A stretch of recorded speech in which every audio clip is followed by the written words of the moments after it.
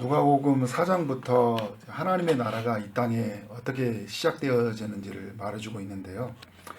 예수님이 오셔서 세 가지 표적이 나타난다고 제가 어저께 말씀을 드렸어요. 귀신이 축출되고 또 질병이 치유되고 자연의 이적이 일어난다.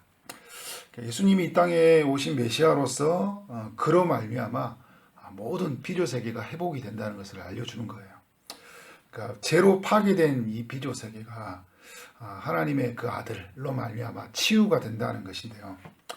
어제 강풍이 잠잠해지는 자연의 이적, 군대 귀신이 축출되는 이적, 그리고 12년 동안 혈루병을 앓던 여자, 그리고 12살 된 해당장 딸의 그 죽은 아이가 살아난 사건을 통해 예수 그리스도가 누구인지 이제 분명하게 드러나고 있는 거죠. 좀 앞에 가보면 이제 우리 누가복음 7장에서 세례 요한이 그렇게 예수님을 기다렸던 그 사람이 오실 그이가 당신이오이까, 우리가 다른 사람을 기다리오리까, 이렇게 이런 질문을 보면 가장 그 예수님 오시기 전에 신실하고 하나님의 말씀에 아주 분명한 깨달음을 갖고 있었던 그도 하나님의 나라를 다 이해하지 못한 거예요. 예수님을 믿지 못한 건 아닌데 다 이해하지 못하는 그 하나님 나라 신비로움을 예수님이 이제 그런 모든 일들, 못 걷는 사람이 걷고 나병 환자가 깨끗함을 받고 기먹은 사람이 살아나고 이런 모든 통해서 하나님의 나라가 이제 전해졌다, 이제 이런 이야기를 하고 있는 거죠. 그래서 계속 이제 그 누가복음의 이야기는 예수님이 누구인지를 분명하게 드러나고 있고, 이 기적은 나중에 가면 갈수록 드러나지 않고 이제 무엇으로 향하게 되냐면 십자가를 향해요. 십자가가 분명해질수록 이제 이런 이적들을 보다는 이제 십자가가 분명하게 드러나고, 그 십자가 이후의 사건을 통해 이제 하나님의 나라가 더욱 이제 확장되어 나가잖아요. 누룩처럼 겨자씨처럼 처음에 심어졌던 이것이 하나님 나라, 이것이 완전히 이제 도시 예루살렘과 유대와 사마리아 땅끝까지 이르러서 하나님 나라 확장되는 모습들을 이제 누가복음 사도행전을 통해 우리가 알게 되는데, 오늘 이제 누가복음 9장에서도 보면 세 가지 큰 표적이 일어나요. 첫 번째는 예수님께서 보리떡 5개와 물고기 2마리로 5,000명을 먹이시고 12바구니 은을 남기는 사건을 보여주죠. 그리고 이제 두 번째는 예수님이 기도하러 산에 올라가셨는데 제자들과 함께 갔죠. 용모가 변화되고 그 옷이 휘어져 강채가 나는 모습을 보여줘요. 세 번째는 이제 더러운 귀신 들린 그 아이를 이제 예수님이, 제자들은 고치지 못했는데 낫게 한 사건을 보여주고 있어요. 그 오병이어의 사건, 그리고 이제 변화산, 예수님이 그 광채가 난 그런 사건들, 귀신 들린 아이의 사건을 보여주면서 또 중간중간에 그 제자들의 반응을 보여줘요. 제자들의 반응을 보면 세례 요한보다 더 못한, 그죠? 굉장히 믿음 없는 표현들을 계속 하고 있어요. 그런 반응을, 예수님은 누구인지 드러나고, 그러면서 제자들은 어떤 모습에 반응하거나 하는지를 이제 계속 우리에게 알려주고 있는 거죠. 누가복음의 저자는 점진적으로 예수 그리스도가 누구라는 것을 또 분명하게 알려주고 있는 거예요. 오병이어의 사건을 통해 예수님이 누구라고 알려주고 있는 거예요. 말씀해 보면 예수님은 무리를 불쌍히 여기시는 분이셨고 그들에게 양식을 주시는 분이시다. 빈들에 있는 그 자신의 말씀을 듣는 이들에게 양식을 주는 분인데, 이거를 이제 요한복음에서는요, 이 해석을 이제 자신의 살을 통해서 영원한 양식, 결국 오병이어의 사건을 통해 주님은 이제 영원한 만나, 이스라엘 백성들이 출애굽할 때 하고 나서 만나가 어떻게 됐어요? 하늘에서부터 계속 양식이 주어졌잖아요. 매일마다 주어졌거든요. 그런데 여러분, 오늘 예수님이 12바구니 줄 때 그들이 이 생선을 주는데 계속 나오잖아요. 이게 무슨 마술도 아니고, 그죠? 계속 나오는 거예요. 그래서 남은데 12바구니가 남는 거예요. 굉장히 그 놀라운 일이잖아요. 하나님이 양식을 공급해 주시는데 끊임없이 양식을, 줄이지 않는 양식을 공급해 주시는다. 근데 이게 우리 영원히 줄이지 않는 자신의 살로 말미암아 주는 그 양식을 알려주고 있는 거죠. 바로 이제 예수 그리스도로 말미암아 이루어지는 하나님의 나라가 어떤 것이냐? 하나님의 나라는 줄이지 아니하는 나라다. 이걸 알려주고 있는 거죠. 그리고 이제 변화산, 용모가 변화되고 그 광채가 나는 모습을 통해서 예수님은 어떤 분인 걸 알려주고 있죠? 장차 이제 부활을 통해 영화로운 몸을 입게 됐을 예수, 영광스럽게 이제 하늘 부활하시고 하늘로 승천하신 그 예수 그리스도를 알려주고 있는 거예요. 그래서 이제 죽기 전에 이제 예수님 말하잖아요. 이 중에서 하나님의 나라를 볼 자가 있느니라. 제자들에게 이야기를 하잖아요. 그래서 베드로와 요한, 야고보를 그 산에 기도하러 데리고 왔을 때 그들은 이 하나님의 영광을 봐요. 그렇지만 이 제자들은 이게 무슨 뜻인지는 잘 못해요. 왜냐하면 알았다면 여기서 초막셋을 짓고 엘리야와 모세를 위해서 그리고 예수님을 위해 살자 이런 표현을 쓰지 않았겠죠. 굉장히 놀라운 의미를 가지고 있어요. 변화산에 예수님의 용모가 변화된 이야기를. 구약으로 여러분 가보면 시내산에서 모세가 율법을 받을 때 그 얼굴에 광채가 났죠, 그죠? 예수님이 지금 하나님의 말씀을 뜻을 이제 구약을 대표하는 율법을 대표하는 모세, 선지자를 대표하는 엘리야와 만나면서 구약의 모든 뜻을 성취하시는 메시아가 바로 예수 그리스도다. 그러면서 하나님이 하늘로부터 음성을 듣게요. 이제는 내 아들의 말을 들으라 이야기를 하잖아요. 이제는 구약의 모든 율법을 성취하신 이 하나님의 아들, 히브리서에 보면 옛적에는 선지자를 통해 말씀하셨지만 이제는 아들을 통해 말씀한다고 이야기를 하잖아요. 그리고 처음 세례를 받을 때도 이는 내 사랑하는 아들이요, 그죠?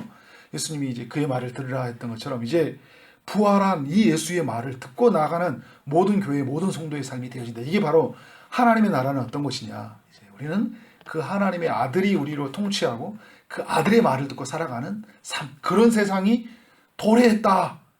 그리고 완전히 이루어질 것이다. 이제 이거를 알려주고 있는 거예요. 이런 굉장히 놀라운 의미를 가지고 있는 거죠. 그리고 귀신 들린 아이를 예수님이 고치는 사건을 통해서 예수 그리스도만이 이 모든 사단의 결박 안에 있는 이 세상을 고칠 수 있는 유일한 이시다. 제자들은 고치지 못하죠. 그럼 누가 고칠 수 있어요? 그래서 믿음이 없는 패역한 세대에 보면서 예수 그리스도를 주로 믿는 사람, 예수 그리스도의 그 이름을 의지하고 나가는 사람들이 하나님 나라 안에서 실제적인 그 일하심들을 경험하게 된다는 것을 알려주고 있는 거예요. 결국 누구의 이름이에요? 그리스도의 이름이잖아요. 그러니까 누가 계속 주체가 되고 있어요? 그리스도. 하나님의 나라는 누구를 통해 이루어진다는 거예요? 바로 예수 그리스도. 예수 그리스도를 통해 이루어진다는 것을 이 누가복음이 알려주고 있어요. 근데 여러분, 제가 아까도 말했지만 이 누가복음에 이제 제자들의 반응이 이제 계속 나타나요. 이제 반응이 나타나는데 이 처음의 시작은 그들이 예수님이 병 고치는 이제 능력과 귀신을 쫓아내는 권세를 주시고 나서 어느 집에 가든지 하나님 나라의 복음을 전하라고 하니까 그들에게 실제적으로 6절에 보면요, 복음을 전하며 병을 고치는 역사가 일어나요. 하나님의 나라가 제자들을 통해서도 그 예수 그리스도 이름을 붙잡고 나아갈 때 그 하나님 나라의 그 실제성이잖아요. 현존하는 그 일들이 일어나는 거죠. 하나님 나라의 복음이 전해지고 있는 거예요. 그런데 제자들은 이제 이제 반응들이 이제 굉장히 이제 그 어떤 좀 이제 다른 반응들. 처음에서의 이 반응은 그들이 이제 오병이어의 사건을 경험하고 풍성함을 경험하고 나서 사람들이 이제 예수님에 대해서 굉장히 반응들이 엘리야다, 선지자다, 굉장히 한 선지자가 나타났다라는 반응이 이제 사람들 안에 그런 어떤 대중들 안에 이게 일어나는 거잖아요. 예수님이 이제 제자들에게 물어보는 거예요. 너희 사람들을 나를 어떻게 생각해? 그랬더니 사람들은 뭐 세례 요한이 나타났습니다. 이제 세례 이제 그 헤롯 왕도 그렇고 분명히 감옥에 가다 놓고 이렇게 이런 일들이 죽었다고 생각했던 이들이 막 예수님이 살아난 것, 또 다른 뭐 이게 세례 요한이 나타난 것처럼. 그다음에 어떤 사람이 엘리야입니다. 선지자 중에 하나입니다. 그러니까 그 너희는 나를 누구나 물어보는 거예요. 그러니까 하나님의 그리스도입니다. 그러니까 하나님의 기름 부으신 자, 하나님이 보낸 메시아, 이거를 고백을 하고 있는 거죠. 누가복음에, 마태복음에 더 이제 구체적으로 진술하고 있는데 누가복음은 이제 이렇게 이야기를 하지 않고 그 뒤에 이제 예수님이 너희는 나를 따르려거든 아무든지 나를 따르거든 자기를 부인하고 내 십자가를 지고 따를 것이니라 이야기를 하고 있어요. 결국 하나님의 나라가 이 땅에 예수님으로 오셨고 십자가의 죽음과 이제 부활로 영광스러운 그 변화산 모습이 변하듯이 변화됨으로 말미암아 하나님 나라가 이제 실제적으로 예수의 그 이름의 능력으로 말미암아 그 임해지는 역사가 이제 완전히 제자들을 통해 확산되어 나갈 텐데 그런 이 확산되는 과정 속에 그 영광스러움 속에 뭐가 있다는 거예요? 고난이 있다는 거예요. 내가 이런 하나님의 나라를 위해서 예수 그리스도가 십자가의 그 죽음의 그 고난이 있음으로 말미암아 이루어진 것처럼 인자가 고난을 받아야지 영광이 일어난 것처럼 너희들도 나를 따르려거든 십자가를 지고 자기를 부인하고 따라야 될 것이냐 이 이야기를 하고 있는 거예요.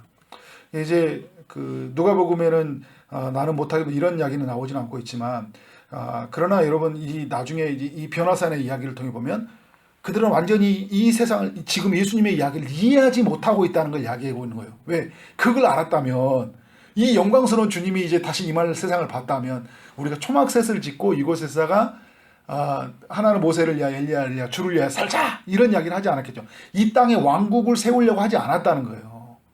그러니까 지금 어떤 생각하고 있어요? 그 다음에 곧바로 일어나는 게 뭐예요? 누가 크냐고 변론이 일어나잖아요.